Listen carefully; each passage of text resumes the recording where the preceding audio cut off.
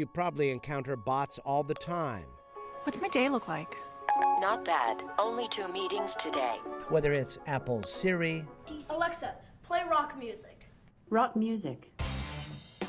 Amazon's Alexa, Alexa, stop. or the chat box that pops up offering advice when your cable TV is on the fritz. A good one is hard to differentiate from a real person, and that's the trouble.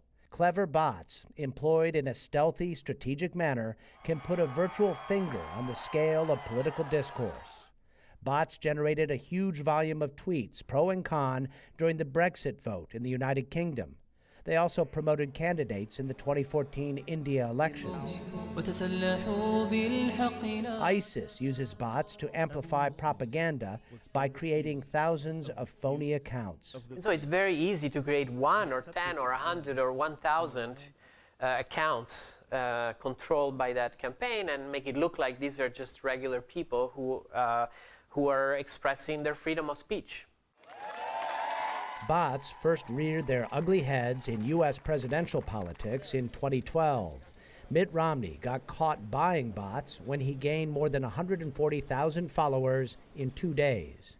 For a few dollars, anyone can buy a few thousand bots that can be deployed to strengthen your Twitter prowess. Filippo Menzer is director of the Center for Complex Networks and Systems at Indiana University. He says the junction of the political and computer sciences is a dangerous place for democracy. Just like people have tried to influence elections forever without social media, why wouldn't they also try with social media? Just like any other tool and technology, it can be used for good things and it can also be manipulated or abused. Menzer and his team are researching the shadowy world of bots, software programmed to mimic humans and engage with them. But this go-round, the bots are doing much more than providing artificial popularity.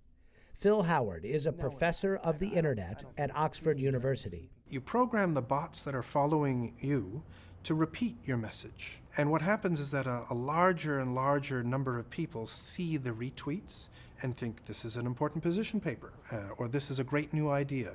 Now, you're talking about taking out ISIS, but you were there and you were Secretary of State when it was a little infant. Howard analyzed tweets during the first presidential debate. He found bots were behind 1/5 of pro-Clinton Twitter traffic and nearly 1/3 of pro-Trump tweets. The real problem here is that not all users can tell when the content that comes up in their social media feed is actually generated by these bots. It's very difficult to know what the overall impact is on public opinion, but we do know that most Americans can't distinguish these bots from real users. It's hard enough for computer scientists, and for that matter, Twitter itself. The company admits 8.5% of its accounts are updated with no discernible human action. But that includes useful applications like TweetDeck, as well as harmful bots. Finding them is a challenge.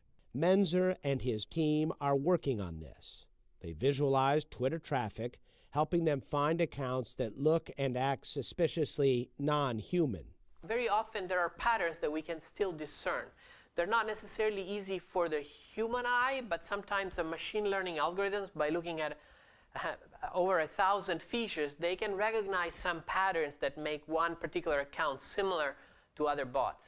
The result is a website called Bot or Not, which analyzes Twitter accounts based on the frequency of tweets, the type of networks and friends, and the sentiment the tweets convey.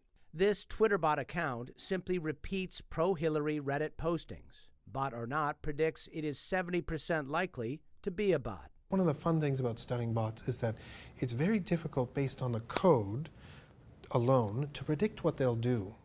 And even designers can't always predict what a bot will do. Brad Hayes can attest to that. He is a postdoctoral associate at MIT. He read a Boston Globe article that concluded Donald Trump speaks at the level of a fourth grader. To him, that sounded like good grist for some TwitterBot fun. I went to work and I created this bot, and I went through and grabbed all of the transcripts I could find from his speeches, the Republican debates, from his Twitter feed, basically anything, any kind of Donald Trump information, things that he has said. such that I could train the statistical model on that. His bot, Deep Drumpf, doesn't understand language per se, but rather detects patterns in the sequence of letters. No, a lot of things are going on, folks. A lot of things. By analyzing reams of Trump's speeches, it can make statistically valid and frequently humorous predictions of how the real Donald Trump might complete sentences that Brad begins. I'm a great judge of this country. We have to control everybody and let them fight each other.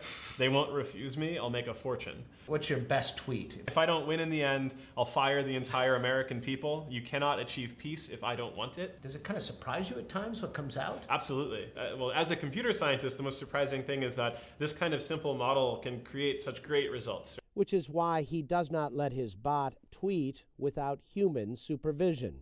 Deep Drumpf is all in good fun and clearly labeled a bot. But tweeter beware of the more nefarious bots that lurk out there in the Twitterverse. What may seem like a viral grassroots movement can be nothing more than an empty field covered with astroturf.